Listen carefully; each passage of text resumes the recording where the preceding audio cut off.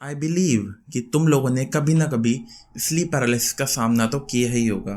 Sleep paralysis basically एक ऐसी situation होती है जिसके अंदर तुम सो रहे होते हो बट तुम्हारा ब्रेन फुल्ली कॉन्शियस होता है। एक ऐसी सिचुएशन जिसके अंदर तुम हिलने की कोशिश करते हो, तुम अपने मुंह से कुछ वर्ड्स को बोलने की कोशिश करते हो बट तुम बोल नहीं पाते और ना ही तुम हिल पाते हो। स्लीप पैरालिसिस के दौरान तुम्हारी बॉडी बहुत ज़्यादा एंशियस हो जाती है। तुम बहुत कोशिश कर लो बट तुम उठ ही नहीं पाओगे, तुम हिल भी नहीं पाओगे, ना तुम अपने हाथों को 1 इंच भी मूव कर पाओगे। और इस सिचुएशन में काफ़ी लोगों को बहुत ज़्यादा डर लगता है क्योंकि वो बहुत ज़्यादा होपलेस हो जाते हैं।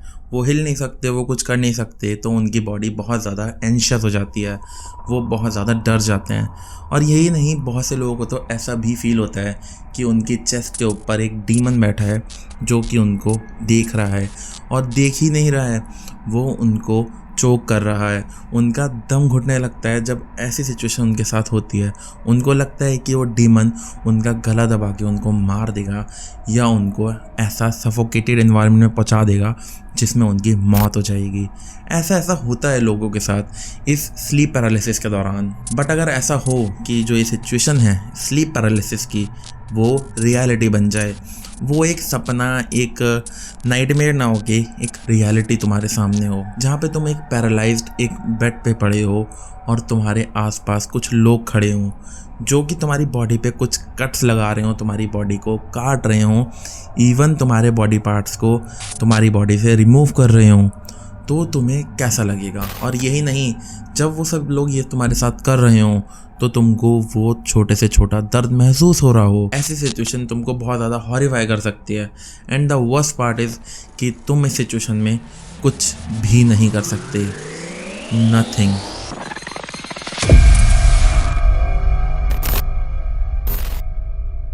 एनेस्थीसिया अवेयरनेस मतलब एक ऐसी सिचुएशन जिसमें तुम अपने साथ हो रही किसी भी सर्जरी के दौरान अपनी बॉडी को मूव नहीं कर सकते। तुम उस सर्जरी के दौरान हो रहा एक एक कट, एक एक स्टिच को फील कर सकते हो।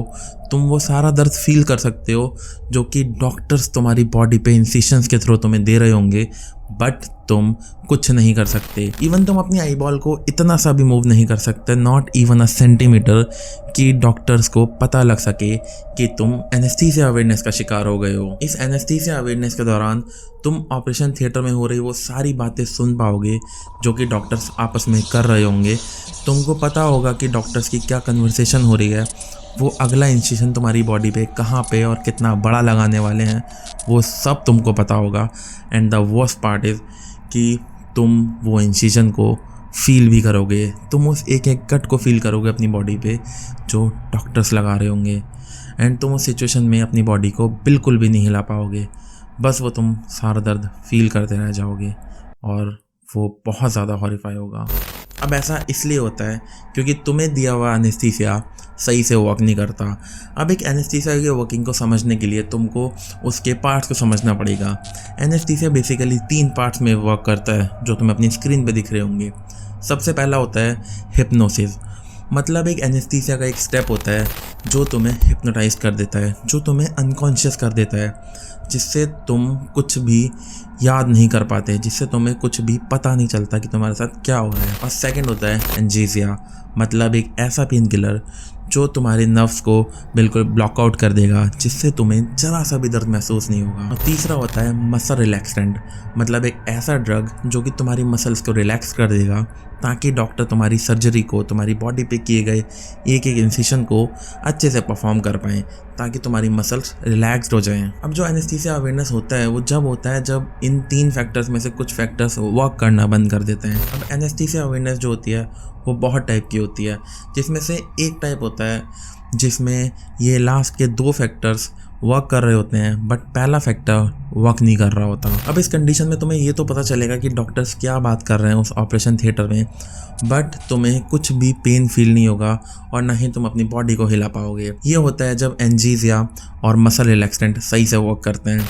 बस एक हिप्नोसिस वाला फैक्टर वर्क नहीं करता, जिससे तुम्हें पता होता है कि तुम्हारे साथ क्या हो रहा है, डॉक्टर्स क्या कर रहे हैं, बट तुम कोई पेन फील नहीं करोगे। तो इसमें इतना ज़्यादा प्रॉब्लम नहीं होगा। बस तुमको डॉक्टर्स की आवाज़ सुनाई देगी और इवन तुम उनको धुंधला धुंधला देख भी पाओगे। अब सेकंड होता है सबसे वर्स्ट एनेस्थीसिया अवेयरनेस, जिसमें कि फर्स्ट के 2 फैक्टर काम करना बंद कर देते हैं और सिर्फ मसल रिलैक्सेंट वर्क करता है। अब इस सिचुएशन में ऐसा होता है जो मसल रिलैक्सेंट है वो इतना अच्छे से वर्क करता है कि तुम अपनी आई बॉल को जरा सा भी मूव नहीं कर सकते, not even a millimetre. But इसमें जो पहले 2 फैक्टर्स होते हैं, हिप्नोसिस और एंजीजिया, वो वर्क नहीं करते, जिसकी वजह से तुमको वो सारा दर्द फील होगा जो कि डॉक्टर्स उस सर्जरी में तुमको दे रहे होंगे। उस दौरान तुम ऑपरेशन थिएटर में हो रही सारी बातें सुन पाओगे, इवन वो एक एक कट को फील कर पाओगे, चाहे वो पहला कट हो या आखिरी स्टिच तुम्हारी सर्जरी का, तुम उसको फील कर पाओगे और वो बहुत ज़्यादा हॉरिफाइंग होगा तुम्हारे लिए। और सबसे वर्स्ट पार्ट ये होगा कि वो सब चीज़ें तुम अपने डॉक्टर को बता भी नहीं पाओगे कि तुम एनेस्थीसिया अवेयरनेस का शिकार हो चुके हो, तुमको वो सारा पेन फील हो रहा है। अब ये सिचुएशन तुम्हारे लिए बहुत ज़्यादा हॉरिफाइंग हो सकती है, क्योंकि ये एक ऐसा दर्द होता है जो कि बहुत ज़्यादा हॉरिबल होता है। और हो सकता है तुमने ऐसा कभी अपने लाइफ में पर्सनली फील ना किया हो, बट जिन लोगों ने भी ये फील किया है उनके लिए ये वर्स्ट पार्ट बन चुका है उनकी लाइफ का।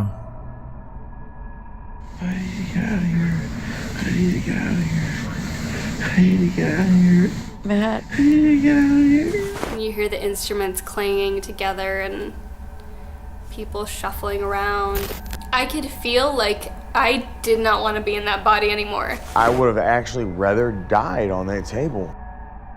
तुम लोगों ने इनके बहुत सारे एक्सपीरियंस तो सुन लिए जो कि बहुत ज़्यादा डिस्टर्बिंग हो सकते हैं तुम्हारे लिए, बट ऐसा इसलिए होता है क्योंकि जो पेशेंट होते हैं वो अपने डॉक्टर से अपनी लाइफस्टाइल हिस्ट्री को छुपाते हैं। वो छुपाते हैं कि वो अल्कोहल कंज्यूम नहीं करते, वो छुपाते हैं कि वो ड्रग्स नहीं लेते। अगर ऐसा है तो पेशेंट को अपने डॉक्टर को बताना चाहिए, क्योंकि कोई भी सर्जरी से पहले तुम्हारी एक अपॉइंटमेंट होती है, एक अपॉइंटमेंट विद एन एनेस्थीसियोलॉजिस्ट, जो कि डिसाइड करता है कि तुम्हारे लिए एक राइट अमाउंट ऑफ एनेस्थीसिया क्या होगा, तुम्हें कितना कितना डोज कौन कौन से ड्रग का देना है, ताकि तुम्हारे लिए एक परफेक्ट एनेस्थीसिया तैयार किया जा सके, जिससे तुम्हें ऐसी कोई भी सिचुएशन ना हो जो तुमको लाइफ लॉन्ग ट्रॉमा दे सके। ऐसा ना हो, इन्हीं सिचुएशन को अवॉइड करने के लिए एक एनेस्थीसियोलॉजिस्ट को अपनी लाइफस्टाइल हिस्ट्री बताना बहुत ज़्यादा ज़रूरी हो जाता है। बट बहुत सारे लोग यहीं पे लैग कर जाते हैं, वो छुपाते हैं अपने डॉक्टर से वो अपनी लाइफस्टाइल बातें जो उनको अपने डॉक्टर को बतानी चाहिए, और इन दी एंड क्या होता है, एक ऐसा एक्सपीरियंस जो कि वो अपनी पूरी लाइफ के लिए कभी नहीं भूल पाते। बट स्टिल अगर सब कुछ सही भी होता है, सब कुछ सही भी होता है, मान लो तुमने अपने डॉक्टर को सब कुछ बता दिया कि तुम ड्रग्स भी लेते हो, तुम अल्कोहल भी करते हो, तुम बहुत सारे सब्सटेंस का यूज़ करते हो अपनी लाइफ में, but still there is a chance, there is a ratio which is 1:1000। अब इसका मतलब ये है कि अगर 1000 सर्जरीज परफॉर्म हो रही हैं तो उसमें से एक इंसान को एनेस्थीसिया अवेयरनेस होगा ही होगा। अब ये बहुत ज़्यादा हॉरिफाइंग है, क्योंकि तुम अपने एंड से कितनी भी कोशिश कर लो, 1000 में से एक इंसान तो ऐसा होगा जिसको इसका शिकार होना ही पड़ेगा। ये रेशियो है, ये इसी तरह से वर्क करता है। बट आई होप कि वो 1001वें इंसान तुम ना बनो। बट स्टिल अगर तुम्हारे साथ कभी ऐसा होता है तो तुम एक ऐसा पेन एक्सपीरियंस करोगे जो तुमने अपनी लाइफ में कभी भी नहीं किया होगा, और तुम उस दौरान कुछ भी नहीं कर पाओगे। सो हे गाइस, होप तुम्हें ये वीडियो पसंद आई है। अगर तुम्हें वीडियो पसंद आई है तो इस वीडियो को लाइक करके जाना, चैनल को भी सब्सक्राइब कर लेना ऐसी और मज़ेदार वीडियोस देखने के लिए। और अगर तुम्हारे पास कोई आइडिया है जो कि तुम्हें लगता है कि और लोगों के माइंड को ब्लो आउट कर सकता है, तो मेरे को इंस्टा DM या फिर कमेंट सेक्शन में ज़रूर बताना, और मैं मिलूंगा तुमसे जल्दी एक और नए वीडियो में। तब तक के लिए टाटा।